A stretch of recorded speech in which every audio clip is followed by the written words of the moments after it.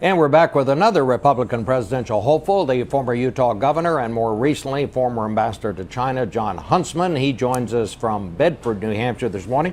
Let me just ask you a quick question here, Governor.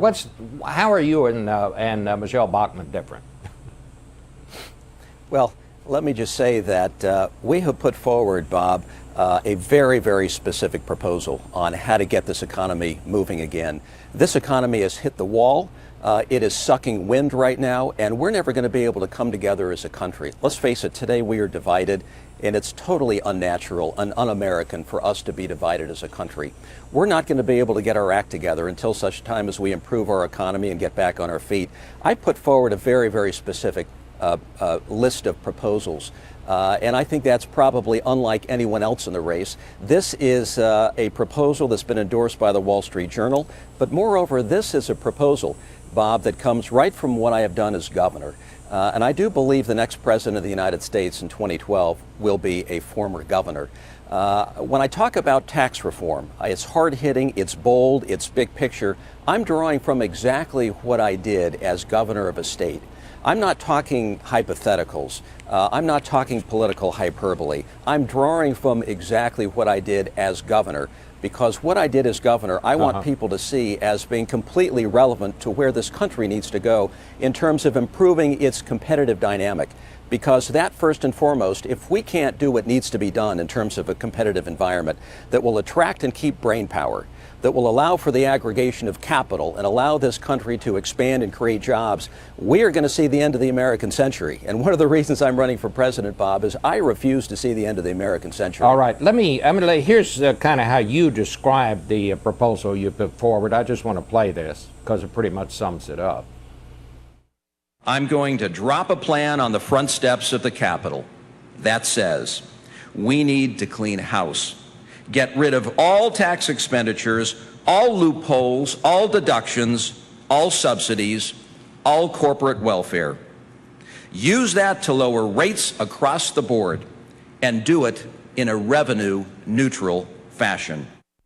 That's pretty clear. Let me just ask you some details on that. Does that mean that there will be no deduction for interest on mortgages, Governor? Does it?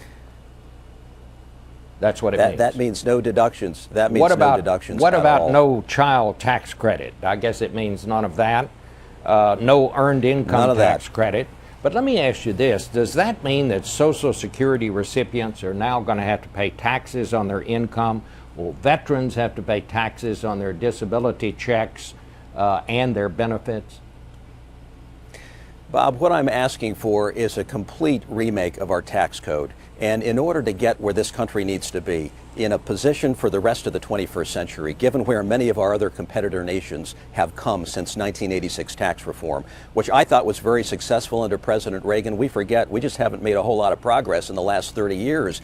All the while, you have a lot of our competitor nations in the world who have made tremendous strides toward becoming more competitive. We're sitting kind of a little bit fat, dumb, and happy as still 25% of the world's GDP without having made the steps necessary to get us back in the game. So I'm calling for that which is bold.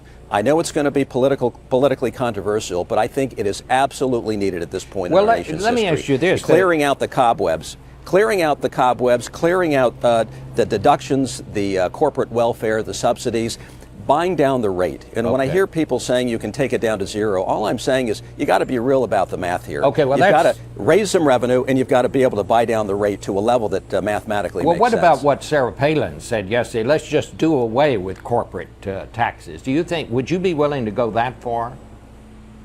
Listen, that's a great political bromide, and everybody would love to go down to zero in terms of corporate taxes. How do you do it? How do you make the numbers work? All I'm telling you is I have been there and I've done that. I have worked on tax reform, the most sweeping tax reform we ever saw in the history of our state.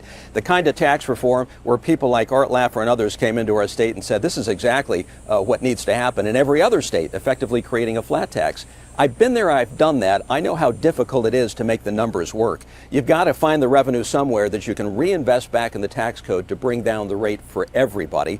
I've looked very carefully at the numbers. I've looked at what the Simpson-Bowles Commission report did. And this was a bipartisan group of very thoughtful people who looked at our tax code. I looked at their work. I thought it was outstanding. I took their work and built upon it. I think made it even better. So I believe that ours is based on the real world and where we can make the numbers actually work. Let me ask you about something else in the real world, Governor. You have styled yourself as the moderate in this race. But when I look at these polls, I see Rick Perry now with getting 26, 27% of the Republicans favoring him. You heard Congresswoman Bachmann, she's scoring 10 to 16% favoring her. Ron Paul getting 10% in some polls. Now Palin getting in with another 10% or so.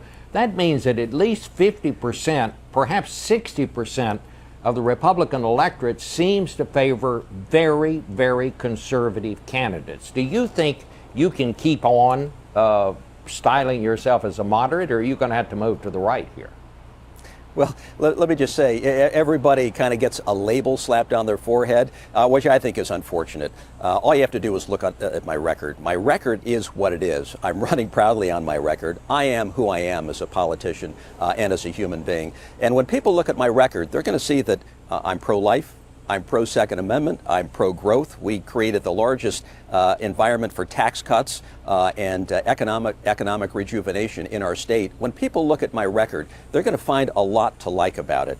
But the early polls, Bob, are absolute nonsense at this point in the game.